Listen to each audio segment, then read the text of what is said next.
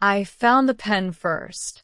Not the wills, not the folder, not the notary stamp hidden inside a shoebox of old Christmas cards. Just a pen. A heavy silver pen that did not belong to anyone in my house, sitting on the kitchen counter at 4 in the morning, still warm from someone's hand. And I remember standing there in my robe, holding it, thinking a thought so small and so quiet that it almost slipped past me. I thought, who has been writing in my kitchen while we sleep? If you had told me a year ago that a fountain pen would be the thing that saved my family, I would have laughed at you. But that pen is the reason I am still married. That pen is the reason my daughter still has a college fund. And that pen is the reason I know now exactly what a person is willing to do when they believe no one is watching. My name is Rebecca. I am 41 years old, and I live in a quiet suburb outside Charlotte, North Carolina, in a 2-story house with gray siding and a spare room over the garage that my husband and I always joked would either become a nursery or a place for his mother to die in. We laughed about that. We actually laughed.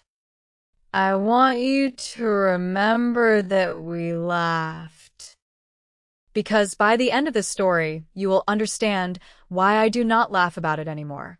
Let me take you back to the beginning, before the pen, before the lawyer.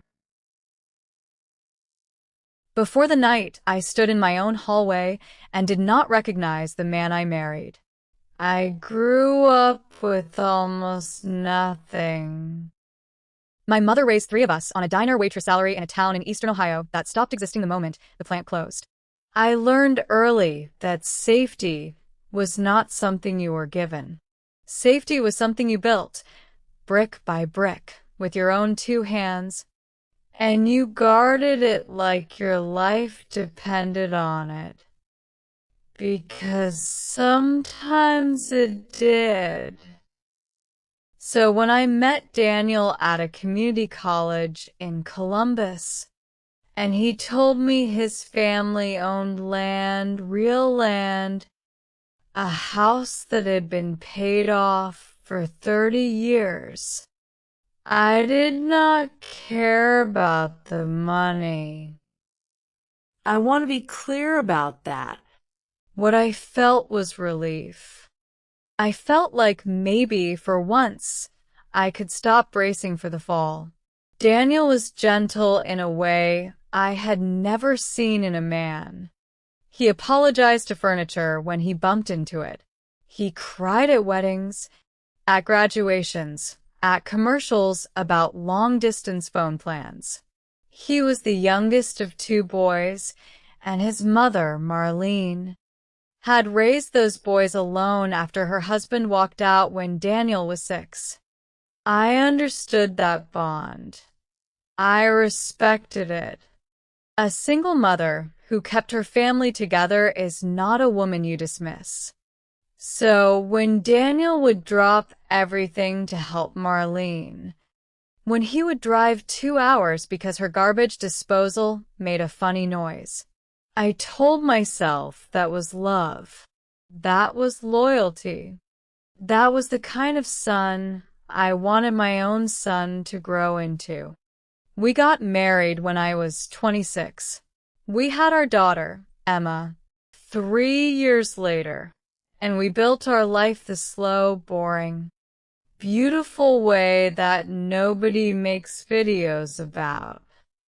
Daniel became a project manager for a construction firm. I went back to school at night and became a dental hygienist, which does not sound glamorous, but it paid, and it was steady. And steady was the only kind of beautiful I had ever wanted. By the time I was 38. We had done the impossible for people who started with nothing. We owned our home. We had a small savings account. We had a college fund for Emma that I contributed to every single month, even the months where $40 was a real sacrifice. Even the month our water heater died, and I skipped my own dentist appointment to keep that transfer going. And we had wills. Simple, clear, honest wills that we drew up with a local attorney named Cheryl Vance when Emma was born, because I had seen what happens to children when the adults do not plan everything to each other. And if we both died, everything in trust for Emma, with my sister Diane as guardian. Clean. Fair. Ours. I tell you all of this so you understand what was at stake. This was not a fortune. There was no yacht, no mansion, no oil money. This was a decade and a half of two working people denying themselves things so that one little girl would never have to learn the lesson I learned at a diner counter in Ohio. That is what Marlene came to rewrite. And she almost did it without either of us noticing. The trouble started with a phone call in February. Daniel took it in the other room. And when he came back, his face had that expression I had learned to dread over 16 years. The one that meant his mother needed something, and he had already said yes before he came to ask me. Marlene had fallen, he said. Nothing broken, just a bad sprain. But she lived alone 3 hours away in the mountains, and she could not manage the stairs to her bedroom. And she needed somewhere to stay while she healed. Just a week, he said. 2 at the most. The spare room over the garage. Now. I want to be honest with you, because these stories only matter if they are honest. My first feeling was not suspicion. My first feeling was guilt, because my second feeling was reluctance, and I hated myself for it. This was his mother. She had raised the man I loved. What kind of person says no to a hurt old woman who needs a bed for a week? So I said yes. I helped him carry her suitcases up the stairs. I made up the bed with the good sheets. I told myself I was a good daughter-in-law, and I meant it. The first sign was so small, I did not even file it as a sign. It was a compliment. Marlene had always been cool to me, polite, never warm. In 16 years, she had never once called me her daughter. But that first week, she was different. She was sweet. She told me my house was lovely. She told Emma she had her grandmother's eyes. She cooked, which she had never done in my kitchen before, and she cooked well. And she asked me questions about my day, and actually seemed to listen. Daniel was glowing. Look, he kept saying, look how good this is for her. Look how she is finally opening up to you. And I let myself believe it. I wanted it so badly to be true. A woman who has never had a mother does not stop hoping one will show up. That hope is a door. And Marlene knew exactly how to walk through it.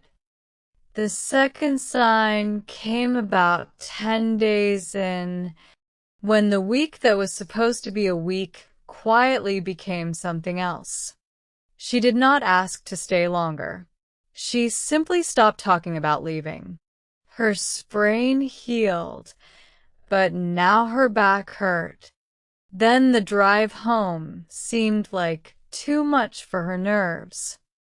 Then she mentioned very casually over dinner that her house in the mountains felt so empty and so cold. And wasn't it wonderful to be around family? And Daniel reached across the table and squeezed her hand and said, "Mom, you can stay as long as you need." And he did not look at me when he said it. That is the detail I keep coming back to. He did not look at me. I brought it up that night in bed. I was careful. I was kind. I said, "I love that she is here, but we should probably talk about a plan, right?" Because the spare room was going to be Emma's study space, and we said just a week. And Daniel, my gentle Daniel, who apologized to furniture, turned away from me in the dark and said, "She has nowhere else to go, Rebecca. Are you really going to make me choose?" I did not answer, because I heard, underneath his words, the thing he was not saying. He was saying that if it came to a choice, I already knew who he would pick. And I lay there in the dark next to a man I had built an entire life with. And for the first time I felt like a guest in it. The third sign was the paperwork. I started noticing that Marlene was always awake when I came downstairs early for my shift. I work mornings, so I am up at 5 most days. And there she would be at the kitchen table in her robe, with papers spread out and reading glasses on the tip of her nose. When she saw me, she would gather them up, not fast, not guilty, just smooth, like folding a napkin. And she would say something about how she was finally getting her affairs in order at her age. Her own will, her own bank statements. A woman has to think about these things. And it made sense. It made perfect sense. An older woman organizing her estate. Why would that alarm anyone? Except once. I saw a name on one of those pages before she covered it. And the name was not Marlene's. The name was Emma's. I asked her about it lightly. I said, "Oh, is that Emma's name there?" And Marlene smiled at me over her glasses and said, "Of course, sweetheart. I'm updating my own will to leave something for my granddaughter. Every grandmother wants to leave a little something. You wouldn't want me to forget Emma, would you?" And what do you say to that? What do you possibly say? If I pushed, I was the paranoid, greedy daughter-in-law attacking a generous old woman for wanting to give my child a gift.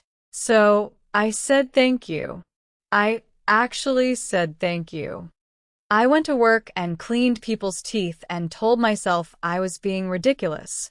And Marlene sat at my kitchen table with her silver pen and kept writing. The week became a month. The month became 2. Things in the house shifted in ways that were hard to name but easy to feel. Marlene had opinions now about everything. About how I disciplined Emma, about the money we spent, about Daniel working late. She would say things at dinner like, "In my day, a wife made her husband's plate," and Daniel would laugh. and I would feel my face get hot. And if I said anything at all, I was the one starting a fight. She was masterful. She never attacked me directly. She just planted small seeds. Day after day, drop after drop, until Daniel started looking at me a little differently, until I started second-guessing myself in my own home, and she got Daniel alone, constantly, late at night after I went to bed because I had early shifts. On weekend mornings when I took Emma to soccer, I would come home and find the two of them at the table with their heads bent together. and they would go quiet when I walked in. And Daniel would have that glassy, faraway look, and I would ask what they were talking about, and he would say, "Nothing, just old times Mom was telling me about Dad." And maybe it was true. But a marriage runs on the things you do not say. And there were more and more of them stacking up between us like a wall built one silent brick at a time. The turning point, the moment everything cracked open, came on a Tuesday in April. I remember it was a Tuesday because I had switched shifts with a coworker. So I was home when I was not supposed to be home. That is the only reason I found out at all. If I had worked my normal Tuesday, I honestly believe I never would have known until it was far, far too late.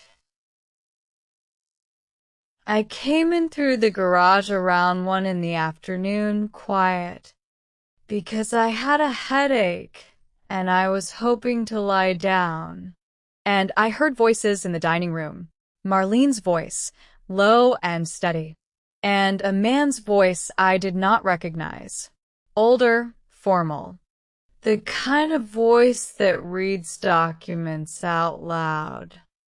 I stood in the little hallway between the garage and the kitchen, and I listened, and my whole body went cold. The man was a notary.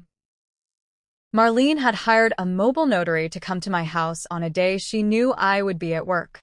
And she was not signing her own will.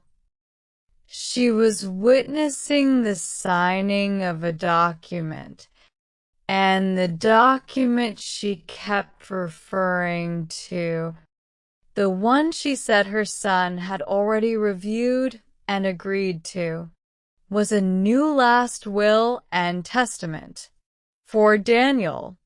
And there was another one, she said, that just needed a few more days. I did not go in. I want you to know that I wanted to. Every cell in my body wanted to walk into that dining room and flip the table over. But something older than my anger, something I learned at that diner counter watching my mother swallow her pride to keep a roof over us. That older thing said, "No, do not show your hand. You do not have the full picture yet. And if you scream now, you will never get it." So I backed out through the garage. I sat in my car in my own driveway with my hands shaking on the wheel. And I made a decision that I believe saved everything. I decided I was going to find out exactly what was in those papers before I said a single word. That night, I was calm. I have never been so calm, and so terrified at the same time. I made dinner. I laughed at Marlene's stories. I kissed Daniel goodnight. And at 2 in the morning, when the house was dark and both of them were asleep, I went downstairs in my socks, and I started looking. It took me 3 nights. 3 nights of sneaking through my own home like a thief. And on the 3rd night, in the back of the closet in the spare room, behind a stack of extra blankets, inside a shoebox decorated with old Christmas cards, I found it. A folder. And in the folder was everything. There were 2 new wills. One with Daniel's signature already on it, dated 3 weeks earlier. And one with a blank line where my signature was supposed to go, with a little sticky arrow pointing to it. The kind you use when you are guiding someone to sign quickly without reading. There was a durable power of attorney naming Marlene as agent over Daniel's finances and healthcare. There were bank forms. And there was a handwritten page, in Marlene's writing, in the ink of that silver pen that was essentially a script. Talking points. How to bring it up to Daniel. What to say if I resisted. And one line I have never been able to forget. One line written in the middle of that page like a grocery list item. It said, "Once our signs POA and updated will. Transfer Emma Trust to family account. She will not question grandmother gifting." She was not leaving my daughter a little something. She was moving to take control of Emma's college fund, and she had written down, in her own hand, how she planned to use my own good nature against me to do it. I sat on the floor of that closet, and I read the new will that Daniel had already signed. In our old will, if we both died, everything went into trust for Emma, with my sister as guardian.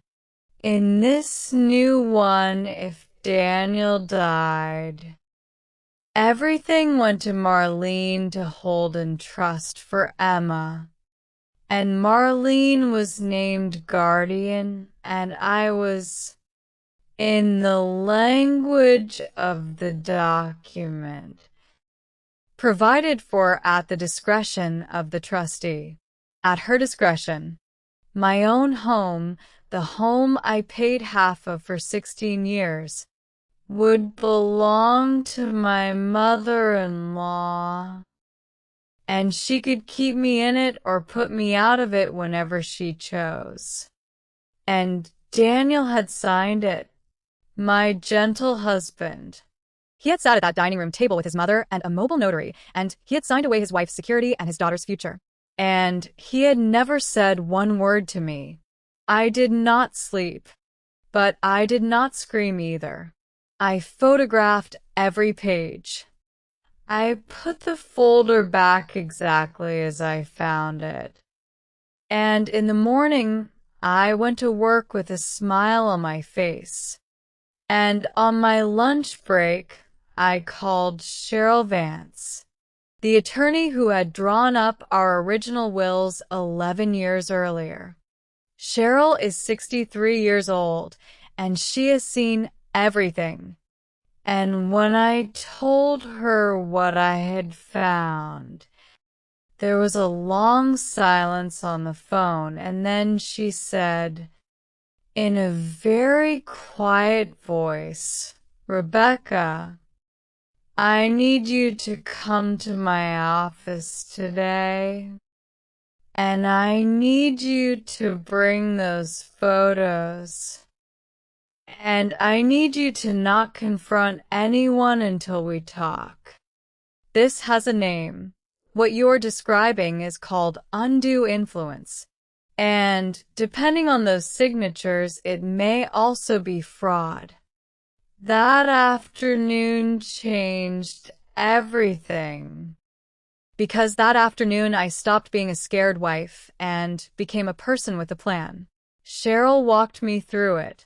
She explained that in North Carolina, a will signed under undue influence can be challenged and thrown out, but proving it is hard. Because usually the person who did the influencing is very careful, and the main witness, the spouse, is asleep or dead by the time it matters. But I was neither. I had the photos. I had the handwritten script in Marlene's own hand, which was, in Cheryl's words, the most damning piece of evidence she had seen in 30 years of practice, because it showed intent in black and white. And I had one more thing. I had a husband who was not evil, manipulated, weak, unforgivably silent, but not evil. And that mattered for what came next. Because here's the part where a lot of people would have made the wrong choice. A lot of people in that moment would have wanted revenge. They would have wanted to humiliate Daniel, to blow the family apart, to make everyone pay. And believe me, the anger was there. But Cheryl said something to me that I have carried ever since. She said, "Rebecca, you can be right or you can be free. And if you play this for revenge, you will get to be right for about 10 minutes, and then you will spend the next 10 years in court. Play it to be free." So here's what we did. It was not dramatic. It was quiet, and it was legal, and it worked. First, Cheryl helped me protect what could still be protected that same week. The college fund, Emma's trust, had not yet been touched, because the plan required my signature, and I had not signed anything. We moved to lock it down so that no single person could redirect it. That was the fire I put out first. Second, Cheryl told me the new will Daniel had signed was not yet the disaster it looked like. For one simple reason. A will only matters when someone dies. And Daniel was very much alive. A living person can revoke a will any day he chooses. The real danger was the power of attorney and the plan to isolate me over time. The danger was the future, not the paper. And that meant the only real question was Daniel.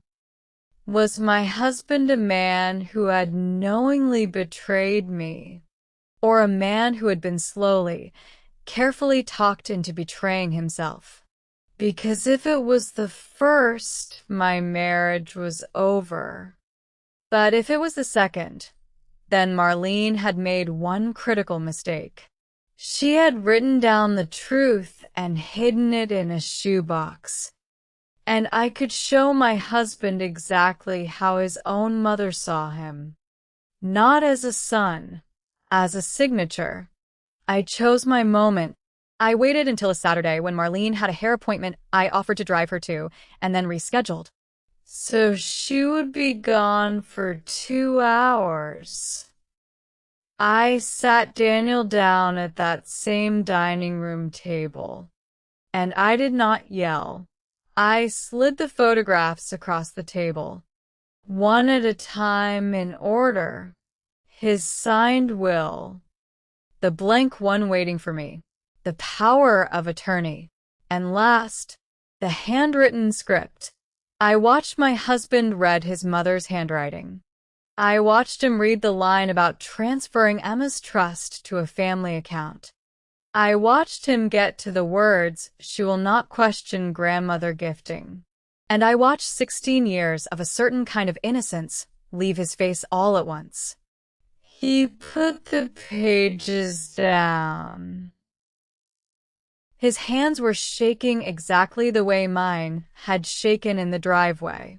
And he looked up at me and said the only thing that could have saved us. He said, "Oh my God, what have I done?" He told me everything then. How it had started with her saying she just wanted to make sure Emma was protected if anything happened. How she told him I would only worry, that I came from nothing and did not understand estate planning, that it was Kinder to handle the details and present it to me all finished so I would not stress. How every conversation happened at night when I was asleep, because, she said, that was the only time they could talk without me hovering. How she cried when he hesitated and told him he was abandoning her just like his father did. She had used the deepest wound in his life, a father who left, and turned it into a leash. I am not going to tell you I forgave him that night, because I did not. Trust does not come back like a light switch. But I understood him. And there is a difference between a man who wants to hurt you and a man who has been hurt into hurting you. And knowing that difference is the only reason I have a marriage today. Daniel wanted to confront his mother that same day. He wanted to scream at her, throw her out on the street. And this is the part one am most proud of. Because I stopped him, not out of kindness to Marlene, out of strategy. I said no. If you explode, she becomes the victim. She will cry and twist it, and by next week she will have you doubting yourself again, because she has done it your whole life. We're not going to do this with feelings. We're going to do this with paper. So on Monday, Daniel went to Cheryl's office with me. He revoked the will he had signed. He revoked the power of attorney. He signed new documents restoring everything, our original plan Emma protected, my sister as guardian, the two of us as each other's agents. Cheryl made copies. Everything was clean, legal, dated, and witnessed by people who had no stake in the outcome. In one afternoon, everything Marlene had spent 3 months building was undone by the same tool she had used to build it. A pen. And then we went home and we told her. We did it together at the dining room table in the daylight, both of us.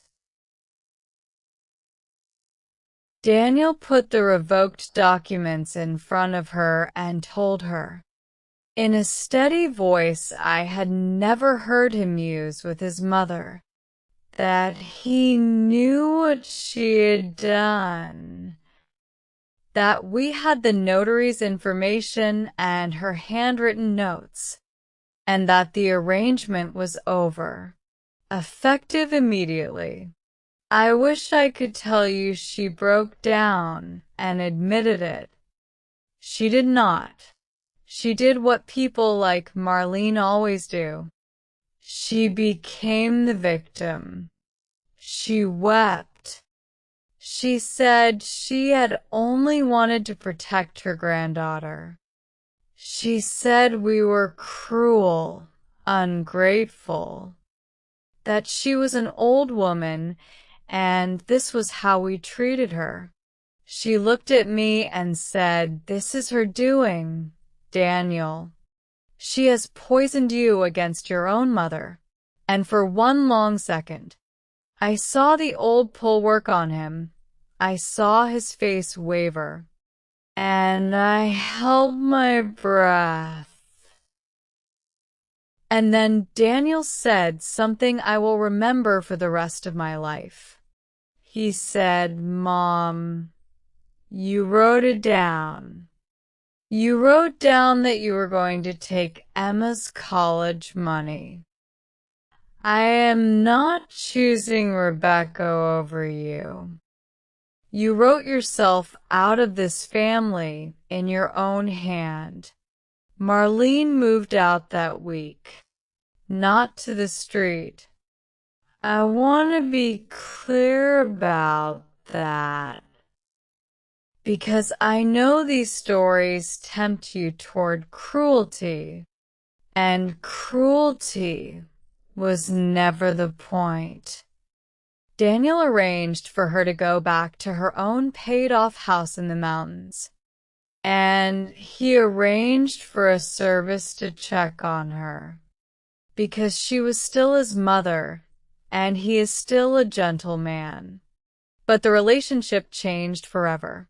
The visits are short now and supervised, and there is no spare room over the garage waiting for her, because that room is Emma's study now, with a desk by the window, exactly like we planned before any of this began.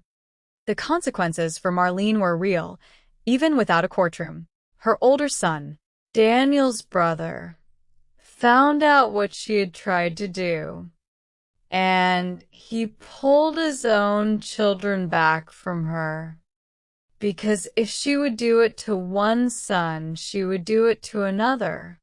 She lost the daily access to the grandchild she claimed to love so much. She lost the son who used to drive 2 hours over a garbage disposal. She got to keep her house and her pride and her version of events, in which she is the wrong party. And I have come to understand that for a person like Marlene, being alone with your own story is its own kind of sentence. As for Daniel and me, we went to counseling for almost a year. It was hard and it was necessary, and there were nights I was not sure we would make it. But we did.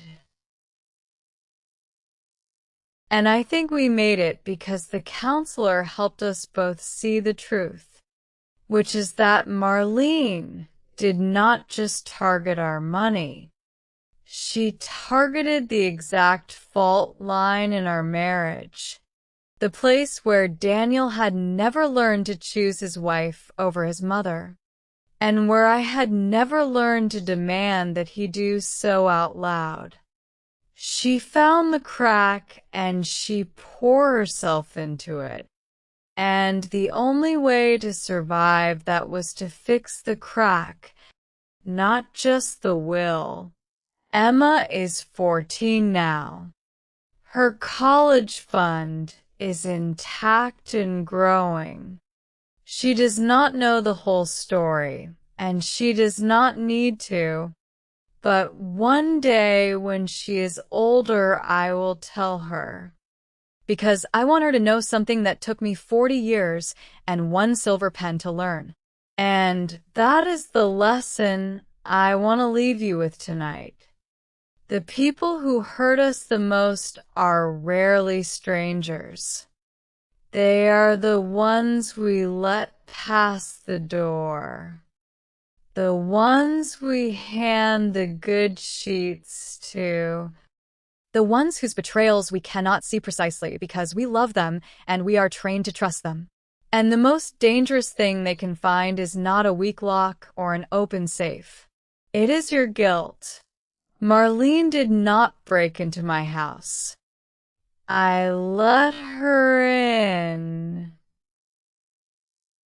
because I felt guilty about a hurt old woman needing a bed. She did not steal my signature. She counted on me being too kind, too eager to be liked, too afraid of being the bad daughter-in-law, to ever question a grandmother's generosity. My good nature was the tool she planned to use against me. She wrote it down. So protect your kindness, but do not let anyone weaponize it. Watch what people do when they think you are asleep. And when something in your gut goes cold at 4 in the morning while you are standing in your own kitchen holding a pen that does not belong to you, Do not talk yourself out of it. that quiet feeling is not paranoia. sometimes that quiet feeling is the only thing standing between you and everything you have. I still have the silver pen, by the way. I keep it in a drawer, not as a trophy, and not as a wound. I keep it to remind myself that the smallest thing, noticed in time, can change everything. And that the difference between a family that survives and a family that is quietly rewritten while it sleeps is sometimes just one person. Awake, paying attention. Now I want to hear from you. If you had been in my place, and you found that shoebox in the middle of the night, would you have stayed calm and gathered your evidence the way I did? Or would you have woken the whole house up right then and demanded the truth? Tell me in the comments.